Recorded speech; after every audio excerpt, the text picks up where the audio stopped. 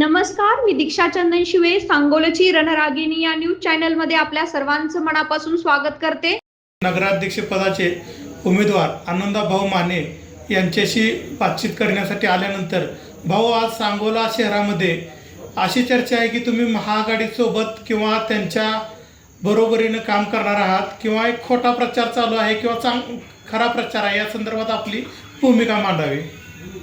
मी आनंदा माने, नमस्कार।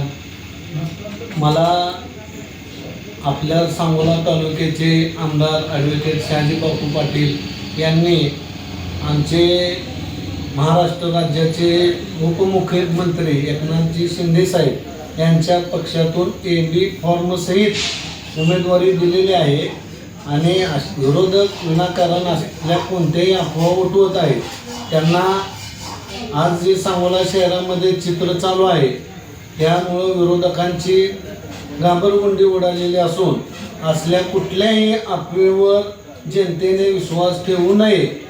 मी लढवया शहाजी बापूंचा शिलेदार आहे।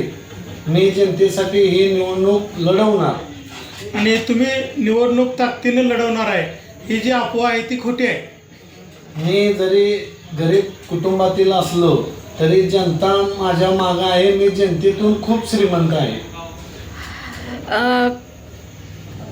जर तुम्हाला जनतेने निवडून दिलं 5 वर्षासाठी, तुम्हाला सांगोल तालुक्याचा कायापालट करण्यासाठी तुम्ही काय प्लॅन आखलाय का?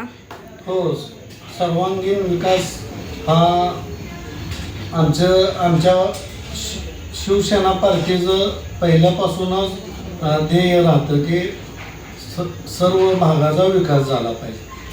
आज जी या रेल्वे लाईननं जशी हिरवाई दिसते ती हिरवाई संपूर्ण तालुक्यात करण्यासाठी किंवा जे आपण 200 कोटीचा निधी आणला आहे त्याच ताकदीवर त्याच विकासावर आपण ही निवडणूक लढवत आहे का अन्य काय अजून आपलं काय विजन आहे? बरेच काही कामं राहिलेले आहेत। बापूंच्या मार्गदर्शनाखाली सांगोला शहर व तालुक्यासाठी मोठ्या प्रमाणात निधी आणून जे काय राहिलेली उर्वरित कामं आहेत ते पूर्ण करण्यासाठी प्रयत्न करेल। आणि शेवटचं की आपण जे हे खोट्या अफवा आहेत त्यांना एकाच शब्दात उत्तर द्यावं। आम्ही शहाजी बापूंची लढवया माणसं आहोत। सांगोला नगरपालिकेच्या इतिहासामध्ये प्रथमच एखाद्या पार्टीकडून एकाच चिन्हावरती आमची 24च्या 24 मंडळी निवडणूक लढवण्यास सज्ज आहे।